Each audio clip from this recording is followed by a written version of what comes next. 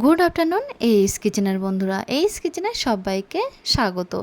আজ আমি বানাবো একদম স্পাইসি টমেটো চাটনি। এই টমেটো চাটনি রুটি, পরোটা, ইডলি, ধোসা বা মোমো যে কোনো কিছুর সাথে খেতে পারেন।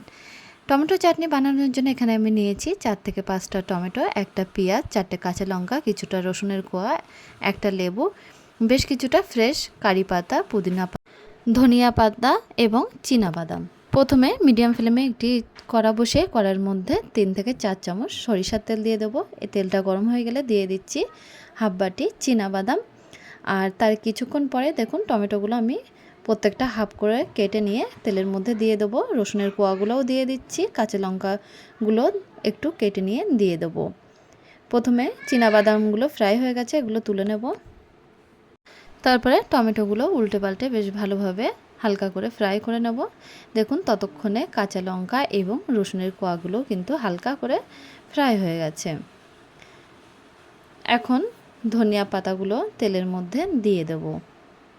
এগুলো একটু নরম করে নিয়ে তুলে নেব।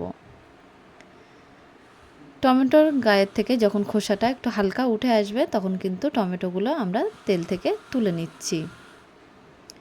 দেখুন এরকম অবস্থায় টমেটোগুলো তুলে নিতে হবে।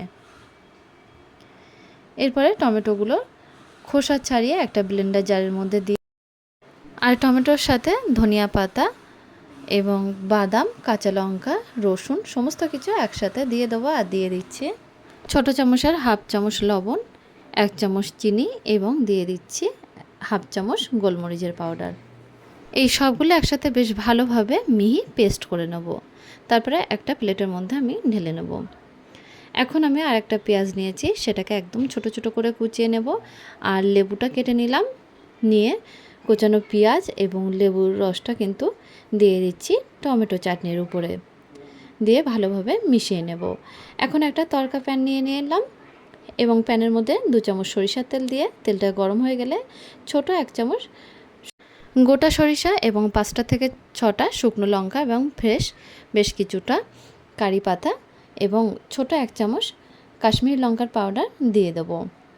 দিয়ে দেখুন ফোড়নটা কিন্তু আমি এখন টমেটো চাটনির উপরে দিয়ে দিলাম। তাহলেই তৈরি হয়ে যাবে স্পাইসি টমেটো চাটনি। এই স্পাইসি টমেটো চাটনি খেতেও কিন্তু খুব টেস্টি। তাহলে বন্ধুরা একদিন রেসিপিটা ট্রাই করতে পারেন। ভালো লাগলে অবশ্যই লাইক করবেন ভিডিওতে এবং আমাদের চ্যানেলটা এখনও যদি সাবস্ক্রাইব করে না থাকেন তাহলে সাবস্ক্রাইব করার জন্য অনুরোধ থাকলো।